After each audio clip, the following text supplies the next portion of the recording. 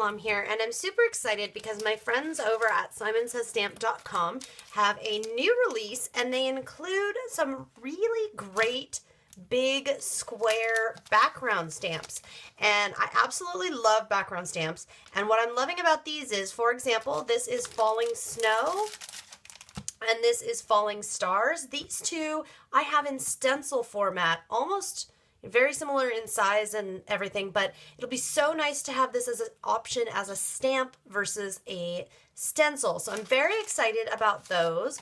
And they also sent me this great alphabet one. It's a really nice small print that I think will be a lot of fun in a lot of different ways. And then diagonal stripes as well.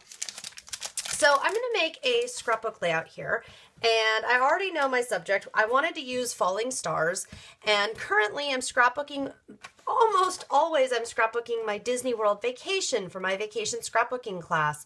So I had these pictures with Tinkerbell ready to go, and I haven't really come up with anything that I have that I particularly want to use with them. So I thought this new Falling Star stamp would be great. So here's what I'm going to do. First of all, I'm going to start with white cardstock, and I'm starting with white cardstock because I think that it'll be a really, really nice base. I want to add a lot of color. As you can see in my photos, there's a lot of really vibrant blues, oranges, green, of course, and purples. And it's got a very big feel, this cute little set that they've got for photographs with Tinkerbell. So I think that what I will do is I'm actually going to put this star stamp, I'm actually going to use it sideways.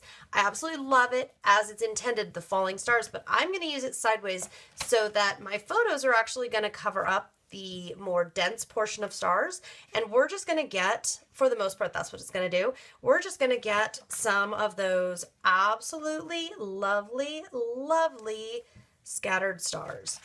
So the first thing I'm going to do is kind of figure out where I could see my title and also my journaling. And I'm thinking what I will do is I want that picture on top. And I'm thinking what I will do is put a little strip of something between the photos like so. And I will put my title here and my journaling under. So I'm going to keep my photos slightly offset to here. And I'm going to keep in mind that this area is going to be for journaling and title, and try not to do too much down over here. So with that in mind, now I got to decide a color for my stars. Okay. Now, I am going to use this Sunshine Die ink from Simon Says Stamp. I'm also going to I'm using this as kind of a marker. I know I have a big stamping block that I can use, but I'm going to use this particular one because I only want a certain amount of this stamp to show up. So I'm kind of using that as my visual line there. And this will also help me so I don't accidentally push too hard and get any yuckiness going on here. So I'm just going to evenly press and lift, and then I will repeat. And I'm not pressing super, super hard because honestly, if some of the stars have a little bit of an area, and I'm also going to overlap this a little bit because I don't want it to go all the way to the bottom. But if some of the stars have a little area where it's a little lighter, I'm very much okay with that. I think it looks really cute, so kind of adds to the charm. And this dye ink, as it dries, it kind of fills in, smooths out, all that good stuff. So I don't really have to worry about that. And then I'm going to repeat on the top only. And I like that. When I lift it up, I got a little bit of edge ink going on, but that's okay. And I'll just clean this off a little later. So I know my photos are going to go in this region. The only thing that I get is I get kind of a blank spot right here. Now this is what I love about stamps like this. I can ink just a little bit of it here. And then what I can do is and this is why a lot of times I don't mount my stamps when I'm trying to stamp with it for something like this. I can just press just the stamp part that I want onto there because I don't have it on a block. So for me, not just for my scrapbooking, but for all that mixed media fun stuff that I do, absolutely love these big stamps because I can really manipulate them to be exactly what I want them to be. This is Amy Tangerine washi tape. And it's just super, super cute designs. All the pages are, excuse me, 3 pages of the same design on each. And I'm going to use the little arrow strip because I think the little arrow strip is really cute. And just kind of actually I'm trying to get to the edge of it here. So the great thing about these are you can use them individually, you can use them all together. There's just a lot of fun. Okay, and there's my strip. As you can see, it's trying to curl up on me, but that's okay. Just gonna even this out here and just put it like so. And it's gonna be a little sheer, that's okay. And it's also, you see, it doesn't quite go to the end because I offset it here. That's also okay because I'm gonna put something here as well as putting my title. So we're not gonna worry about that at all. And I think actually now looking at this, I think I would also like to use this pink color one. So just peel that off. And this pink one I'm thinking I'm going to stick up at this end of the page, and I'm going to stick this up, and actually I'll just use part of it here. Just tear off the edges. I really like having this small amount of washi tape, definitely, because that way I don't have a whole roll of it as I normally would. And I think also I will put, let's see, a little bit over here. Yeah, I'm going to put a little bit over here as well, just to kind of balance out all of the title and journaling weight that's going to end up over there. And I'm going to put a little piece there. So use it all up, no waste. Excellent, excellent. Now, let's talk about the stencils that they sent over, which I am loving. Look at these big, beautiful dots. And there's more. Watch this. You can layer these up together or separately, small, medium, and large. Okay, and what I really like about it is if you layer them up, they will overlap and make a really neat design, or you could use them individually. I'm going to use these little ones individually with some ink to stencil on some more color, also some more, just give this more depth, really get to building this background. Here is just an example. This is just some sample cardstock that I was playing with, where you can see the big, medium, and small dots. Just love those together. So I'm going to start with the medium, and I'm going to call on the new distress colors. I'm going to start with Cracked Pistachio, which is definitely, I don't know how I ever crafted without it. And here's the great part about this design. You can see there's different sets of, kind of different patterns here, different sets of dots. So the only thing I have to be careful of on this, obviously, is just that I don't go onto the edge of the stencil, that I keep my foam blending tool here on top of the stencil. If you're getting close to the edge or you're worried, you could just put some kind of mask. You could put a piece of tape, you could put a piece of paper, just something there to block that.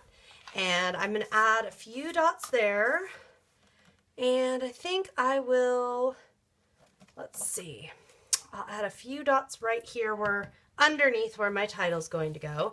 I'm really just kind of trying to build color and background. I love using a plain piece of white cardstock like this when there's something like this that I want to make, and I'm hoping to kind of build layers of color, build interesting effects, and all of that fun stuff. Okay, there's that one.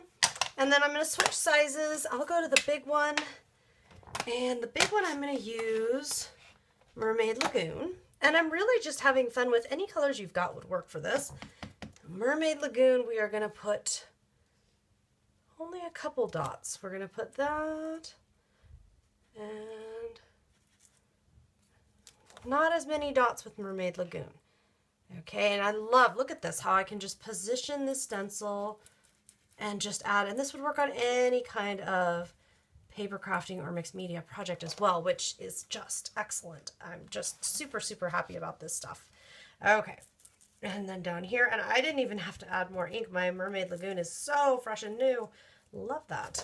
Okay, so there's that, and I did kind of let it fade a bit. I didn't make it super, super heavy, and that's, you know, up to you. You could do either way.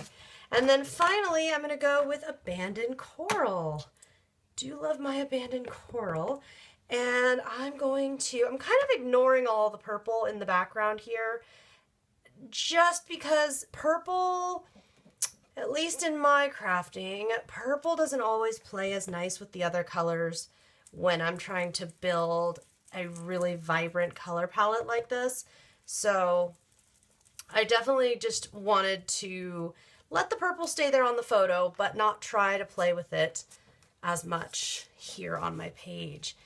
Okay, so now here I'm going to go two different directions. First, I'm going to add a couple more. I'm going to go a little bigger with the tiny dots. I know that sounds kind of funny, but I'm going to go a little more bold with them and do a lot more because I just love all that they add. And then down here as well, we're going to get that abandoned coral going. And I'm going to just do a little more down into here. Oh, I just love, to me, you know, you think about sequins, you think about all of the fun little accents that you can use for any paper crafting project. And these stencils are just so great, either as a finishing touch or to start the base of your project as I am here. And you can imagine how great, no matter how this would be going, if you have a lot of sequins or little brads or little buttons and things, you could add those in here to the design to kind of add like extra little dimension there. And I'm already thinking about like cruise scrapbook layouts or under the sea or whatever. I mean, there's aquariums. I'm thinking of bubbles. I'm thinking of all kinds of reasons and ways that I want to play with these stencils. So these are just super exciting to me. All right, now that that is done, what's left? Well, real easy. I'm going to, before I go any farther, I've just been sitting here thinking about this, and I want to break out the tiny alphabet background stamp. And the reason I want to break this out is I was just thinking about how cool it would look to have this and have it be, I'm not going to stamp along the very edge. I'm using archival ink, and you see I'm just inking up a strip, and it's not even a perfectly straight strip. Okay, and I'm going to pull this off of its plastic backing because I don't want to do that. And then I'm going to roll this stamp, and I'm just going to lightly, look at that, roll just that very little bit like I'm rolling it. Isn't that fun? And I'll do a little bit over here. Let's see, let's get a different little section of letters. And I think I'll do a little bit up here. I like that. Just because I wanted a little bit of that black, I wanted a little bit of contrast going on here. And if it is kind of hard and straight like that, where, you know, you wish it was a little more, and this stamp, this one's not super easy to get it to kind of fade out, but I can kind of come in here and add a little more to try and make it a little more faded out.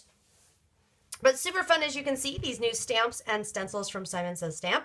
What I'm going to do now, I'm going to add my title, add a few little dimensional accents, my journaling, and a bit of stitching, and I've got a layout ready to go. This was so much fun to make. I hope you've enjoyed my video. I'll see you next time.